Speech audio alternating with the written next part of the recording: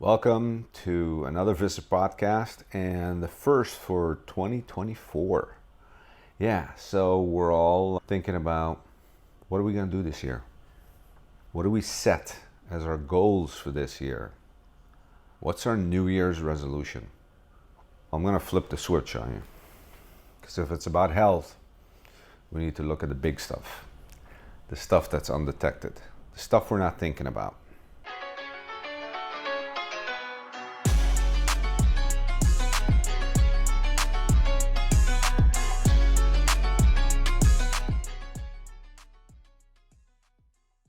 What causes the secretion of retinol binding protein 4, RBP4, a protein that increases insulin resistance?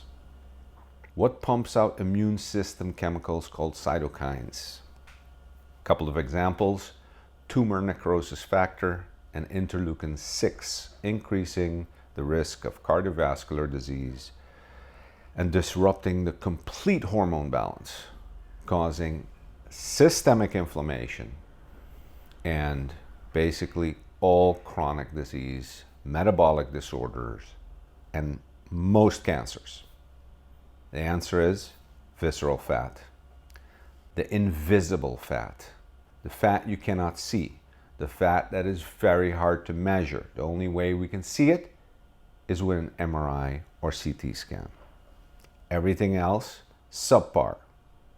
What we're measuring when we're measuring fat is subcutaneous fat. That's the fat you can pinch, where you can pinch subcutaneous fat. Now, subcutaneous fat also has two layers. It has a superficial layer, small, you can see that on the MRI too, we'll show you, and thick, right?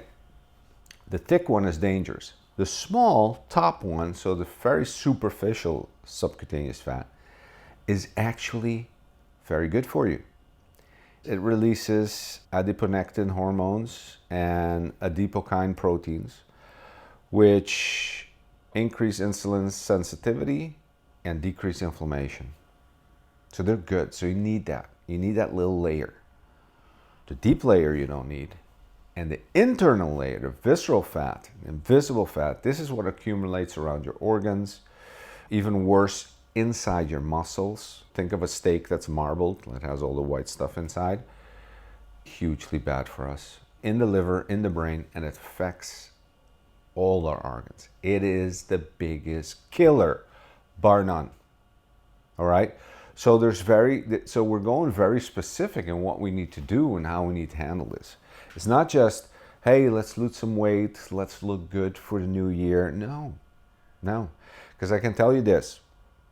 Most people out there that are distance runners, distance cyclists, distance swimmers, guys that are deciding to go, I'm going to start jogging routine to get rid of fat, are going to have visceral fat and are not going to get rid of it. Actually, it gets harder to get rid of the visceral fat. We studied countless athletes that have visceral fat, all right? Visceral fat is different than subcutaneous fat. Subcutaneous fat is the fat that you see around the body and everything. Yeah, you can remove that, but you need to really focus. We need to focus on the visceral fat because that's the dangerous fat. What I just told you about. It causes all the diseases. Heart attack, stroke, colon cancer, prostate. You keep going. Huge list. All chronic diseases. Diabetes 1, diabetes 2, you name it. And you can look good. We have patients coming in that actually look skinny or skinny obese. It's called tofu.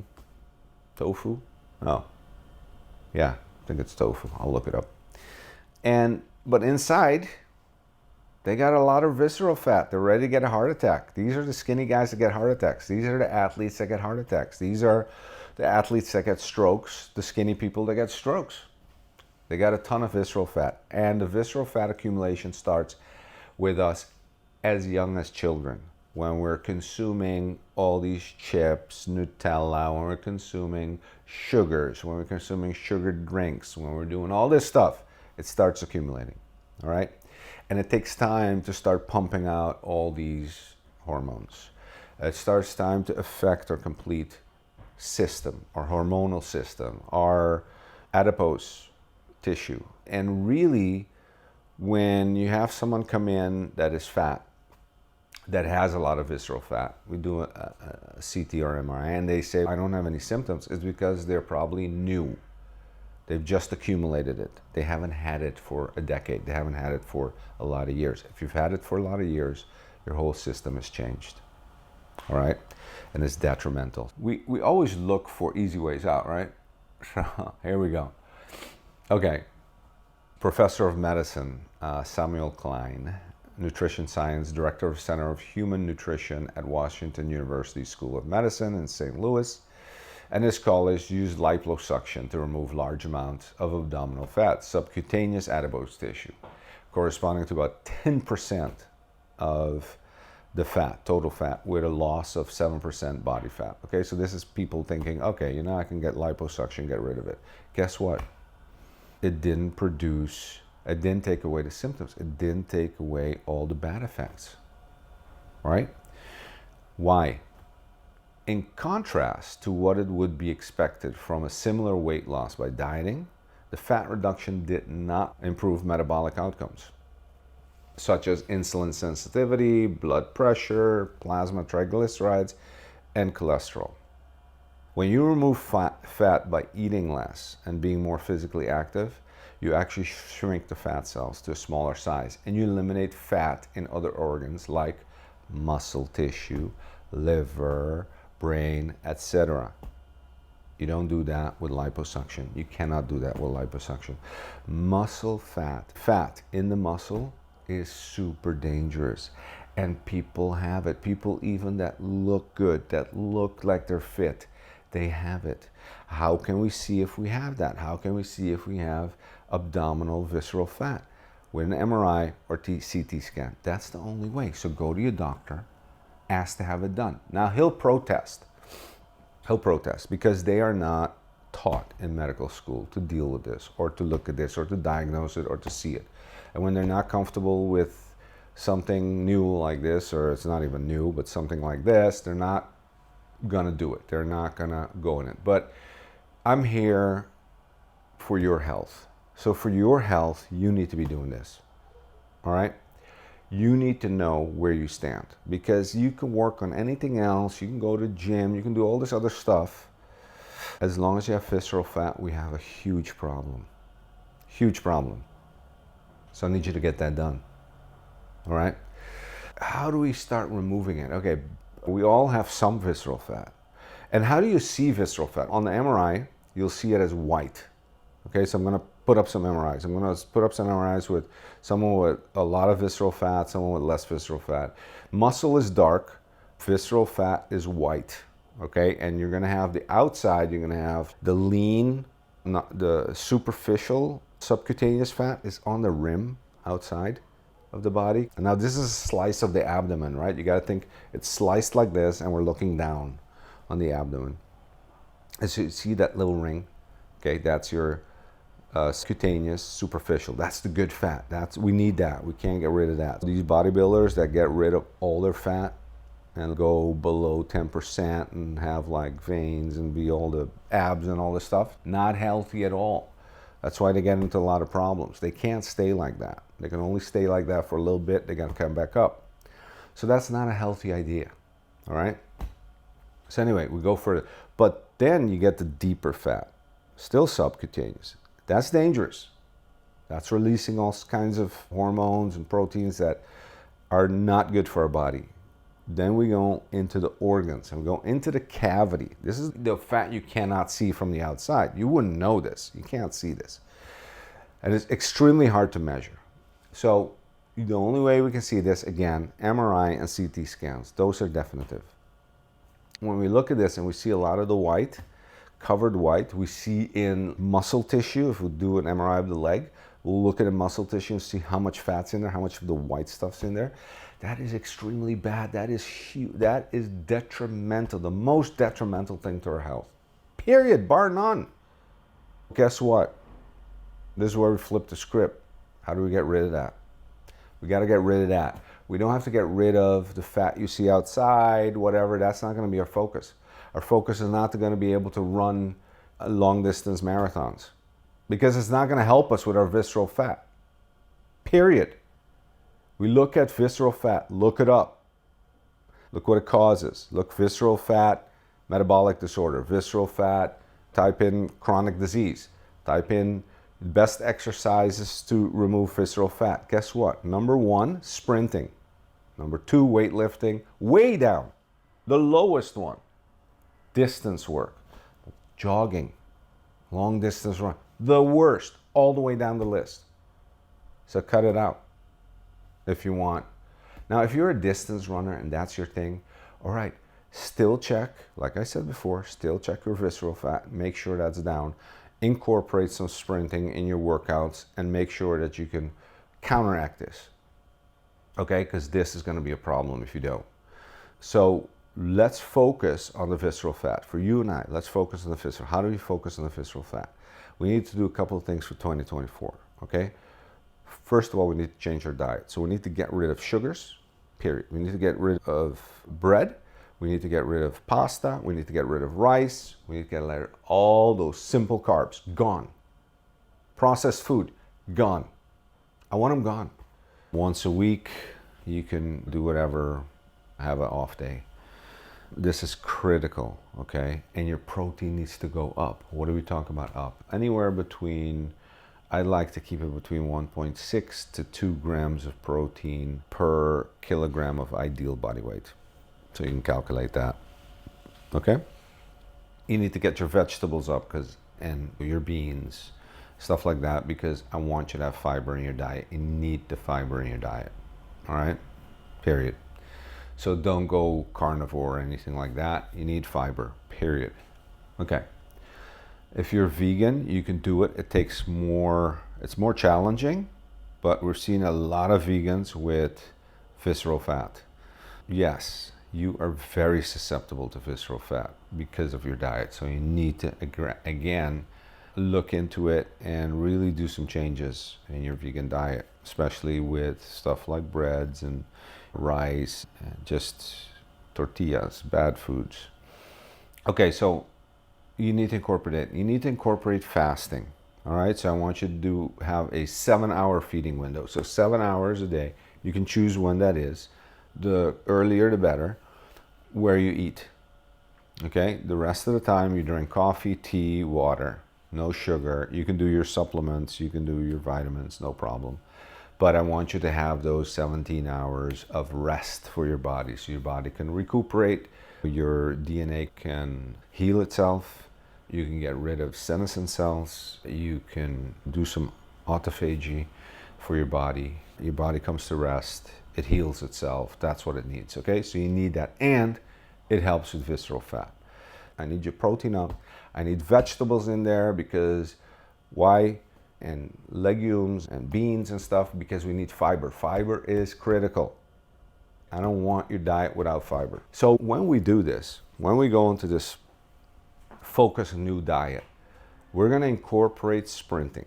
Now, sprinting is the most efficient way to get rid of visceral fat. Now, I want you to warm up. I want you to go check, disclaimer, go make sure with your doctor that you can do this and that you're not going to hurt yourself. And then you can do this, okay? Then you can start sprinting. I want you to start sprinting 10 seconds, 15 seconds. Get it up to 20 to 30 seconds, 6 sessions. It's short. You can do this in 15 minutes, all right? In between, rest for 3 minutes. But I want you to sprint. Sprinting means you go all out. Your heart rate goes to max, all out, without injuring yourself. Now, if you have a lot of visceral fat, start slow, because you're going to injure, you're going to pull a muscle, but it's our basic instinct to sprint, and it's our most efficient way to get rid of visceral fat. The other thing I want you to do, get to the gym and start resistance exercising, okay? Because that's the other thing that you need to be doing together with this. Now, with the sprinting, if you're doing this, if you don't have time to go to the gym, and you're telling me you're an executive and you're like, the president of the United States or any other country. Oh no, they exercise every day for an hour at least. I know that. No, but you can't. All right, you can't. All right, let's just assume that you cannot. They can. They're in control of the biggest countries in the world. They can. but you can't. Okay, you can't. Well, let's do that. You can't. We'll take that. So what I want you to do for the minimum, 3 times a week to 4 times a week, have a sprint. Okay, sprinting session, which includes 20-second sprinting, 20 seconds, full-on sprint. Once you warm up, once you do active stretching and all this stuff, look at some videos on sprinting, see how you do it, see how you warm up, see how you get ready for this, and just go at your pace initially and scale it up. I want you to sprint 15, 20 seconds, get it up to maximum 30 seconds, 6 sets with in between rests of 3 minutes. Let your heart rate come all the way down, 3 minutes, and do it. I need you to do this 2 times a week minimum. 3 times a week is better. If you're doing nothing else, then 3 times a week to 4 times a week. If you're not working out, do this 3 to 4 times a week. That's all you need to do. Change your diet. That'll take you 15 minutes maximum. 15 minutes. 3 times a week, 4 times a week. That's it. That's the minimum. And you're going to obliterate visceral fat. Now, if you want to give yourself a little more time and do a little more work on yourself, incorporate these things. Resistance training. I want your weight training. I want your strength training. We need muscle mass, but the sprinting is going to help with the muscle mass. Believe me, sprinting gives you muscle mass. Look at pictures of a long distance runner, fragile, skinny, and yet has visceral fat. And look at a picture of a 100-meter sprinter in the Olympics. Any of them. They are lean. They are muscular. They are fat. They are what you want to be. All right? Especially when you age. All right? So I need you to focus on that. I need you to focus on that aspect. If you have more time, then incorporate weight training, incorporate zone 2 cardio, and you can amplify it. But the basics is, let's get rid of this visceral fat this year. Sauna, an hour a month. Oh, sorry, an hour a week. Incorporate sunlight. Absolutely do sunlight. I want you in the sun. No sunscreen, just in the sun. One for your eyes, so you get your circadian rhythm going, and the other is for your skin, for your health. All right? The sun is critical for our health and for our mental state. So get out there, get some sun. Don't go freaking crazy, but every day get some sun, right? Get half an hour, get an hour, whatever, of sun. You need sunlight, direct sunlight, not only for your eyes and for your brains, okay, for mental health and your circadian rhythm, but also the chemicals for your body, so your body can function on a chemical, hormonal level healthier. Whenever you can, get some sun. We talked about sauna. You can do cold plunge, 11 minutes a week. But if you don't have that, fine. At least do the sauna, do the sun. Go out there, get your sleep. And the other thing, and your sleep, monitor it. Make sure you get 7 hours. Make sure it's good sleep, it's deep sleep.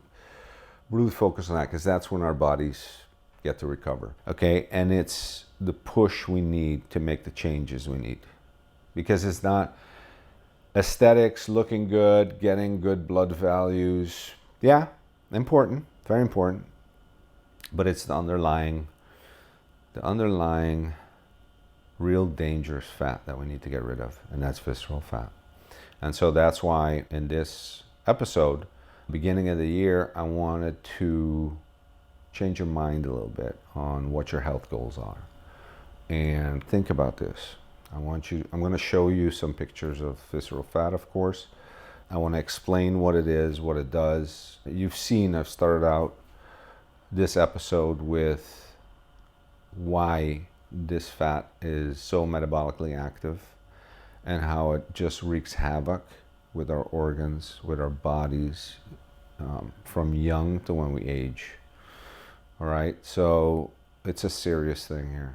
We can prevent 90% of all chronic, more than 90% of all chronic disease, all right? Metabolic disease, most cancers. So if you're not convinced, then I don't know what's going to convince you. So let's get to it. Let's do it. The next episode, I'm going to be talking a bit. We might go back to the scoliosis, but I want to come back to this. And we're going to talk about the mindset. And if you want to deep dive into that, episode 13, I deep dive into how we create habits, how old habits can be wiped, how new habits can be created. We're going to need that for the next episode, okay? Because that's basically going to say, okay, how do we, this knowledge that we have now, this new knowledge that we have now, how do we incorporate, how do we like stay fast to it? How do we make it part of our lives? Brushing our teeth, like showering. How do we do that? How do we do it so that it feels natural, it feels good, it feels like this is really what we want to be doing? That it's not a struggle every day. That it's not, like, oh my God, I need to diet. Oh my God, I need to. No, that you love doing it, that you feel good doing it, that you like, you're living your best life yet, and you're absolutely ecstatic and happy about it. So let's get you there. Remember, subscribe, ring the bell notification, follow me, and you'll be the healthiest you've ever seen. Until next time. Before I forget, when I talk about fasting, I don't want you to do long fasting. If you're younger and you need to lose a lot of weight, maybe, but I don't want any long fasting. When I talk about fasting, I talk about every day some, meaning that you're eating 7 hours, it's your feeding window.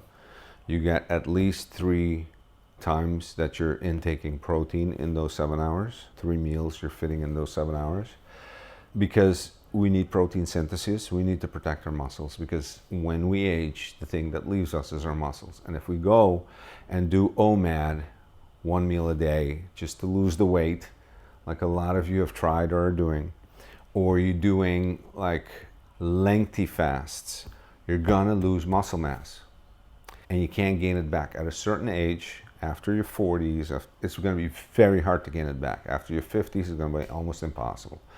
All right, I don't want you to do that. I want you to keep your muscle mass as maximum as possible. And to do that, we need to, one, make sure that our first meal is high in protein.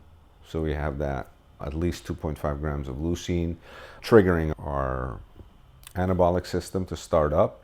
And then I need that protein coming in so that we have building blocks for the protein synthesis for our muscle. We know how important our muscles are, and we know that if there's fat in our muscles because of visceral fat, it's gonna wreak havoc with us, with everything from our insulin to how our muscles are our biggest glucose sink. You're ruining everything. Your muscle is one of your most important organs, and when you age, it is the most important organ. So you need to protect it. All right. So we need to keep that up. Women, men. I'm talking to both. This is not just men. This is women and men. We need to have that protein synthesis going. Okay, that's why protein is so important. And if you're vegan, make sure you're getting enough protein. Supplement. You have to supplement, because you're not going to be able to get it from your vegan meals. Impossible. Listen to me. Impossible.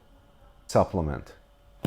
With that, start at it and have a great new year.